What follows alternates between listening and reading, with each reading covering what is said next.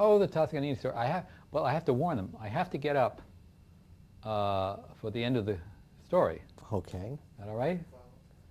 And you follow me? If I get up, you want me to get up for a minute? Parameters are in, yeah, sure can. Oh, you gotta hang, that's fine, Let's go. we'll go. Okay. You have to get me from here up. Okay. Got it? Okay. All right. You want to introduce? You tell me. Tell me about your Toscanini story. Well, you know, when I first worked at NBC, Toscanini was still conducting the NBC Symphony on the 8th floor, Studio 8H. Big studio with a little balcony for audience and so forth, and, you know, a lot of seats. I was too young and stupid not to take advantage of this, because when he was rehearsing, anybody in NBC could just walk in and sit and listen. I did, fortunately, a couple of times. I missed one particular scene, which was well reported to me as follows. Of course, Toscanini had a terrible temper. And when he got angry, which was frequent, he used to break a baton. And as a result of that, there was a whole basket of batons there waiting for him. And so on this one occasion, this one rehearsal, he had already broken 3 batons, so he was in, you know, a bad mood. And again, he found fault. Some musician apparently played a wrong note. And he was in a fury, and he got up and he picked up he took his baton and he broke it, and he threw it at the offending musician, and he turned around to the audience and he said, "There is more music here than in this whole orchestra."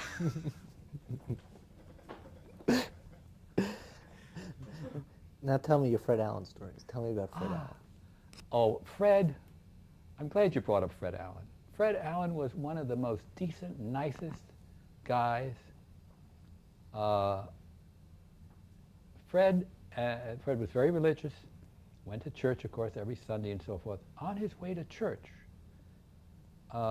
he used to pass an empty storefront, and there was an old down-and-out actor used to be there, waiting for Fred. And Fred would give him some money every time. And one Sunday, he wasn't there.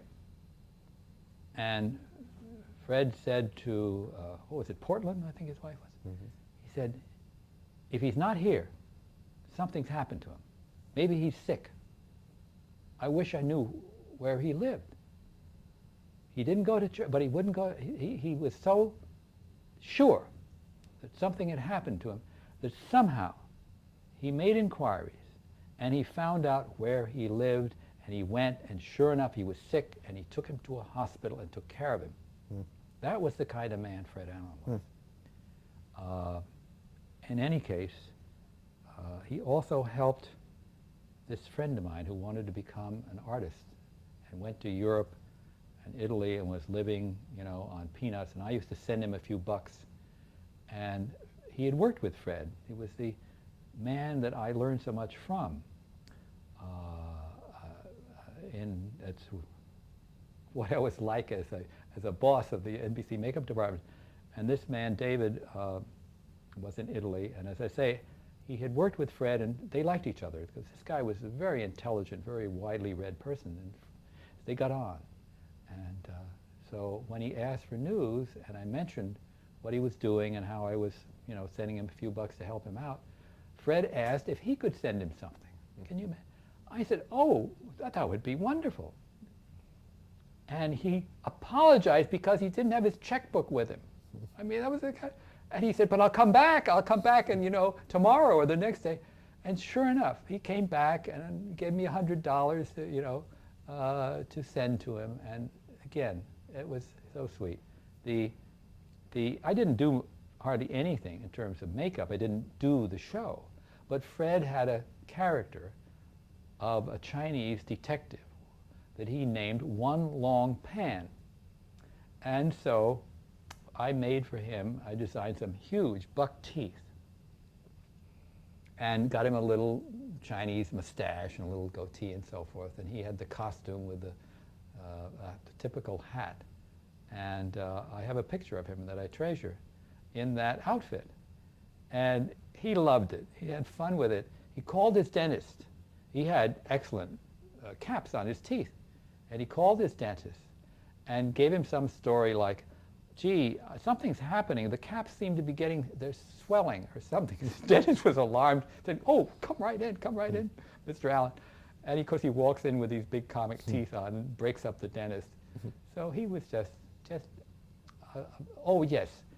Then a story that that Fred told me that I got a kick out of. He was up visiting in Boston, and he was in a nice weather at least, because he was walking down outside one evening. It was balmy weather with his wife, and some youngsters recognized him and came up and asked him for his autograph. And his show had been off for some years, I guess, and they were too young to know his radio show. So he was curious. He said, why do you want my autograph? And they said, well, we saw you on, what's that guy's name you were telling me earlier, that comedian that was on television show? You told me before. A comedian? Yes, that Fred Allen was a guest on.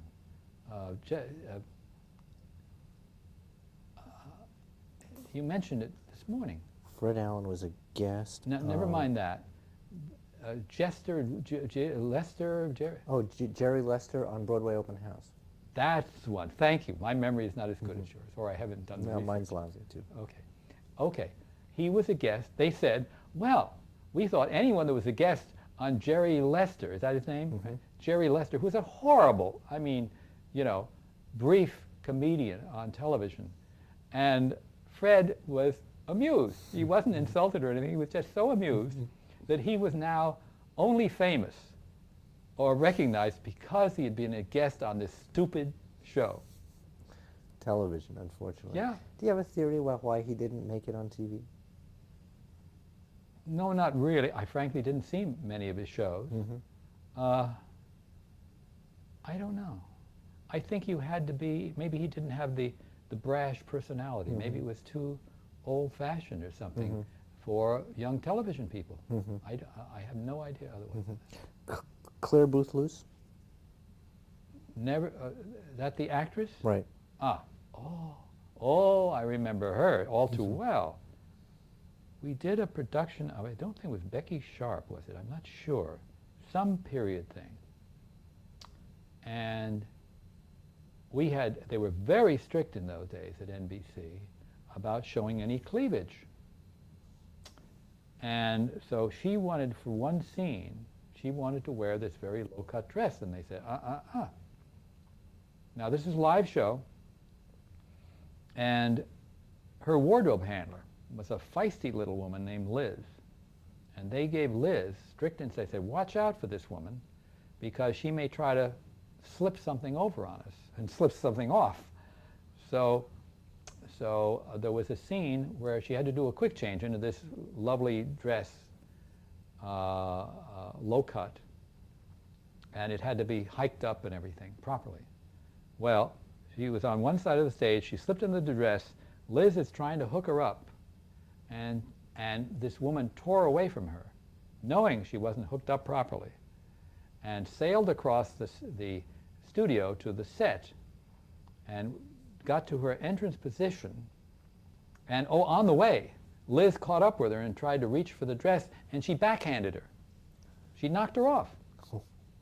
She gets to the other side. Now the cameramen have seen this. They're aware of this, and the control room is also now aware of what she's trying to do.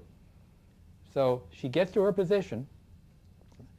They tell the floor manager, don't cue her. Tell the cameraman that was next to her, tell him to tell Liz to hook her up.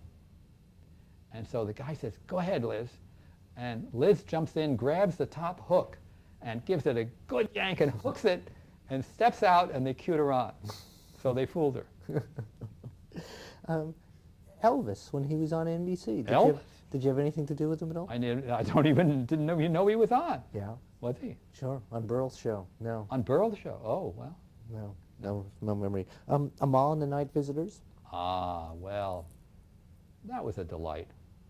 Always was a delight. Yes, I worked on the first one, maybe on another repeat, I'm not sure. But I, created the beards and the stuff, the makeup for the kings.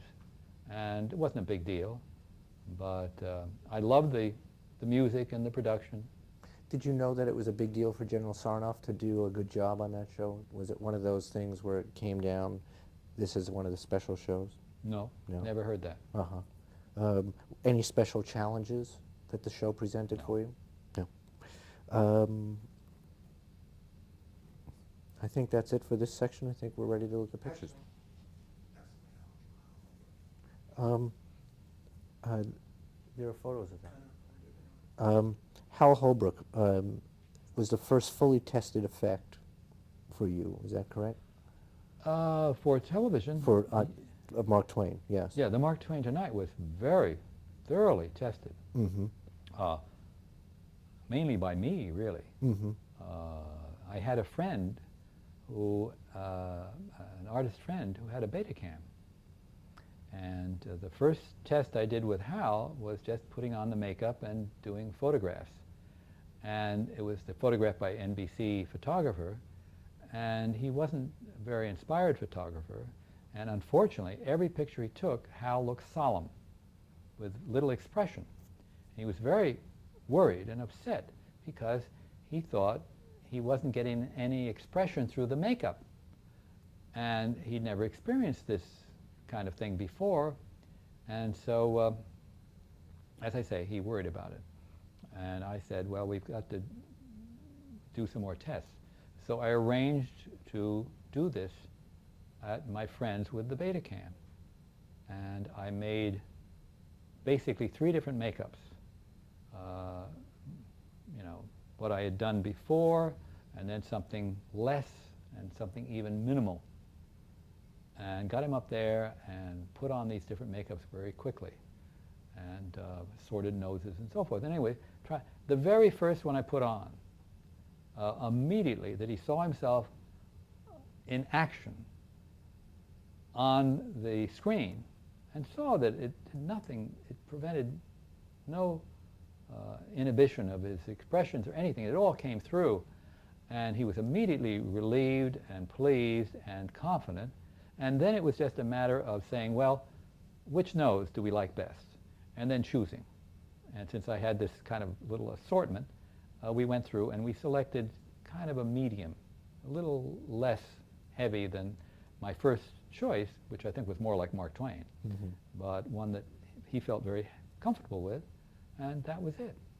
Why was that your first fully tested effect? When TV For went TV. to tape, didn't you then have the time to then start messing around a little bit when trying Well, different things? This was done like months, or maybe only a month or something like that beforehand. Mm-hmm. David Susskind Productions, which are mostly what I did, were again like the old television, but taped, so that we would prepare makeups and all that, and it was just assumed that this was it. There were no necessity was seen for, I guess, it was a tribute to their confidence, a tribute to me, in that they had confidence that what I did was going to be okay. Mm-hmm. I never thought of it any other way. I wasn't used to tests, and only this special occasion with Hal Holbrook brought it up. Of course, I had become used to tests in films. My very first film, Requiem for a Heavyweight, we did thorough makeup tests, 2 in fact, I think, and other things. I've certainly always done them whenever I was doing appliance makeup. The conversion to tape did not make a big difference for you then? From live to tape generally? Oh, for me? Yes. No, it was easier. Mm-hmm. We had all the advantages of tape in that I could see the stuff immediately on the monitor, Mm-hmm. and so all that was to the good. And I had usually on these productions a little more time for preparation, maybe even better budgets Mm-hmm. with that. And then after Susskind, after he lost his stuff, then it's interesting looking back. I have been back to television. It's like, every 2 or 3 years, something comes up.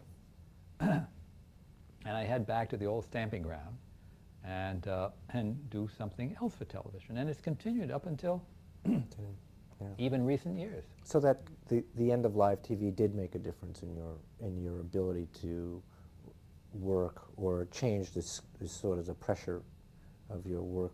Well, it changed that pressure. I must say that with many of these taping productions, they were rough in terms of hours. The classic one was the second Olivier thing that I did, The Power and the Glory, which was a big production out in Brooklyn. And we had a week to do it. Olivier was leaving on his honeymoon with Joan Plowright on the Queen Elizabeth on Saturday noon, and that's the time we had. And we worked we averaged 20 hours a day for a week. It was grueling. Olivier, at one point, the man has the patience of a saint. He's on a little donkey, supposed to be in Mexico, on a little donkey. Roddy McDowell, who was in it, who was next to him, and Olivier fell sound asleep, so sound asleep that he was falling slowly off of the donkey, and perhaps would have landed on his head, but Roddy caught him in mid-fall. And then he said, fellas, I've got to get more sleep. And the donkey was also tired. That was another donkey. Uh-huh. Different production? Yeah, that was with Lee Cobb. Uh-huh. Can you tell me about that one? Oh, that donkey is a good story. Yeah, again, it was a Susskind all-nighter, and we're taping Man of La Mancha. And Cobb is playing Don Quixote, Eli Wolfga Sancho Panza, and on our first day we are winding up late at night with the tilt of the windmill thing and the aftermath. And Cobb is laying there, and Sancho Panza has to put him over the back of a little mule. And this is after midnight, and as he tries to do this, the little mule buckles his legs and won't stand up. And much to do now takes place with the animal trainer being questioned, with the animal trainer doing all his things, carrots and various other temptations, all this to get this little mule to do what the trainer says, he's perfectly strong enough. There's no question about that. And finally, after several attempts for the next 20 minutes or so, with nothing succeeding, the director says, well, what can we do? And the trainer says, well, I guess it's just that, he's not used to being up this late. And he's tired. He wants to go to bed. And the director, in frustration, says, well, all right, it's a wrap. Come back at 8 o'clock tomorrow morning. And we did, and the mule was absolutely fine, or donkey, whatever he was. He was perfectly good as gold, and, it was no problem. And it always amused me to think that the mule was smarter than all the rest of us. He wasn't going to work through the night. Mm-hmm. And he went home. To relate that, and just to wrap up this section, tell us the Maureen Stapleton story. Oh, Maureen, I worked with her a couple of times, and she's a delight. But she also has a reputation of being very brutal in her language. And one occasion, I was not there, but it was a production typical of these things, where the taping session had gone way past midnight and was in the early hours of the morning. And when that happens, everybody winds down. They're sprawled around on the set. Nothing seems to be happening in the control room. No one can make decisions. And it's very frustrating and tiring. And this is what had happened.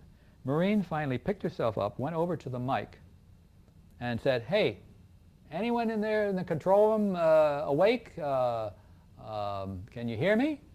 And a voice comes out, yes, Maureen, what is it? And she says, well, I know who you have to fuck to get on this show. I just like to know who you have to fuck to get off it.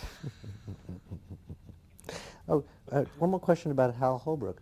Any other special challenges in regard to that makeup? You won an Emmy for that. Yeah. What were the other special Well, challenges of Yes, that there were time? some special challenges, namely his white suit. Mhm. I mean, here I'm putting on a heavy makeup, which normally was done by, gluing on the foam latex on his hands and on his face, and then putting good old rubber mask grease paint over it. Well, that's about the messiest, greasiest, most awful stuff you can imagine. And it would have been on his white collar and his suit and on his pockets and everything in 2 minutes. And this is a live presentation, no stopping. This is in a theater with an audience. So I had to solve that problem. And the best thing I could find was to put some liquid rubber, liquid latex, mix that with some artist's acrylic paint in a flesh tone that matched the makeup I was putting on his face. And I found that it was flexible enough to stick to the foam latex and to the skin and pretty much match the makeup color. And the only problem was it came out very shiny, like enamel. And so I had to hit it with a powder puff just before it completely set. So it would pick up a little powder, but not too much to dull it down. It was tricky. And that's what I used on his, below the jawline and on his hands, and it worked fine. I mean, it was a crude thing, and I found much better things in later years. One called Pax, which has become famous, which is a much, much better material and has had widespread use. So, but you have to crawl before you can walk. Right.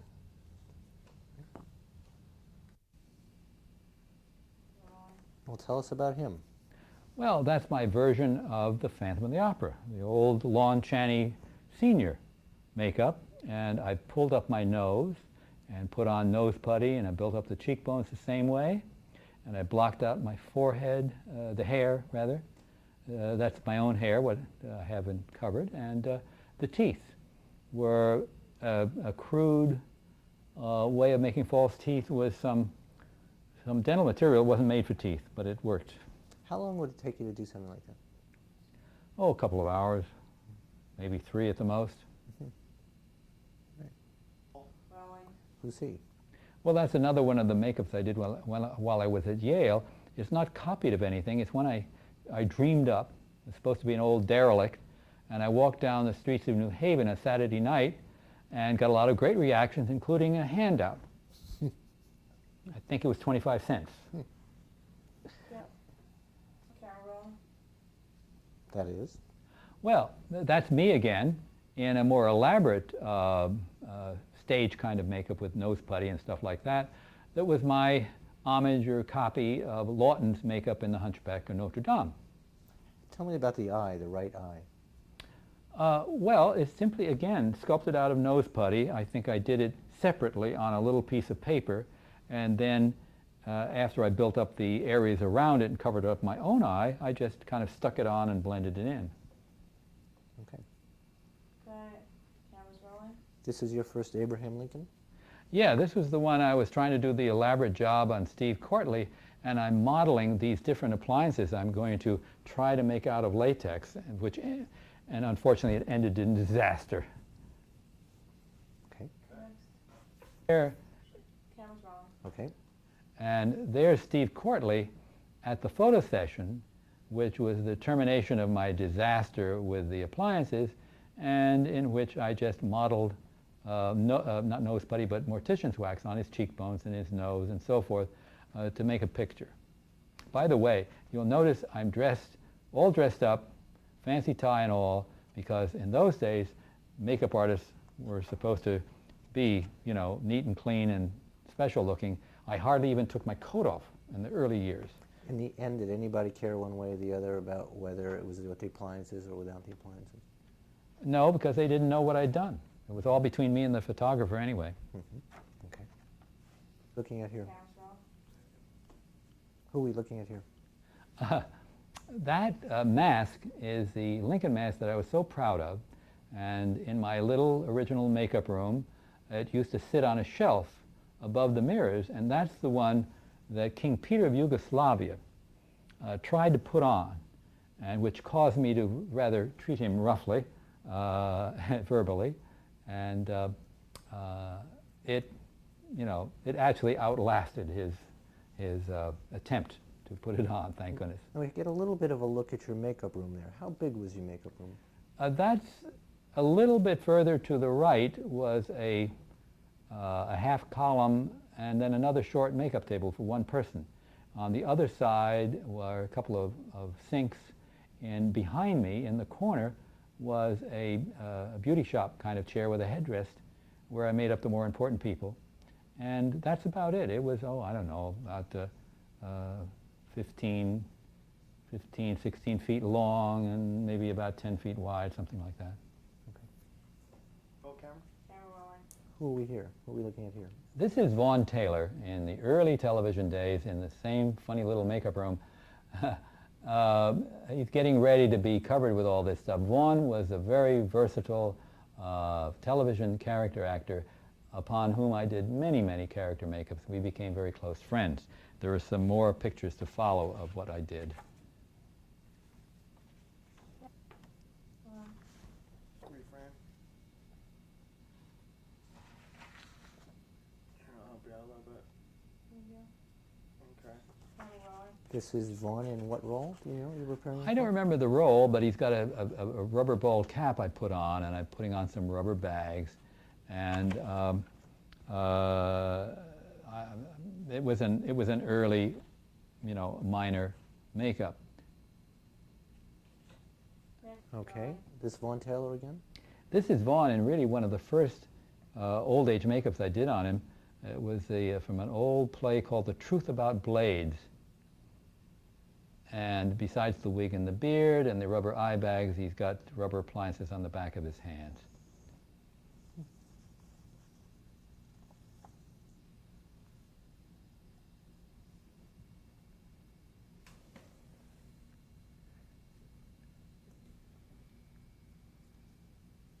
Okay. Looking. All right, let me grab 5 seconds of this. The Whoops, hold on. Here's a case where a close-up. Sorry. That's okay. Go. Here's a case where the close-up on the hands, they seem to be noticeable as appliances there, especially that right hand there. Yeah, but they're not as bad as the face. The wig is a rental wig. It's terrible. You can see the edge. The eye bags are overdone. You can see their edges also. It's generally a very crude makeup. Mm-hmm. Okay. Vaughn Taylor again? Yep, 2 more of his character parts. One serious, one comic. Any particular challenges with either one of those? No. Okay. Rolling. Vaughn Taylor again? Yep, Vaughn, on the left, he's playing Noah. And the right one was one of the last television things I did on him, with a bald head, of course, and jowls and all that sort of thing. It's interesting that Vaughn in his later days looked pretty much like that, except, of course, he had hair. So my makeups were, kind of pointed the way. Anything about the teeth in the left-hand picture? No, that's his. Those are his teeth. Okay. Okay. 1 second, guys. Vaughn Taylor again? Vaughn, in perhaps the biggest transformation, this was the one that I did with hot melt vinyl. It's this heavy, jelly-like plastic. And it nearly was a disaster because after the first act, the sweat accumulating underneath it nearly nearly made the whole chin piece fall off. The chin was separate from the big jowls, and we just managed to correct it and get through the live show without everything falling apart. So you've got a heavy chin piece, heavy jowl piece, Oh. and neck piece. Separate eye bags, nose tip, and a piece that covered all the sides of his face, wrapped around underneath his jawline, made that big double chin, and then a separate lower lip and chin, and of course a false mustache and eyebrows.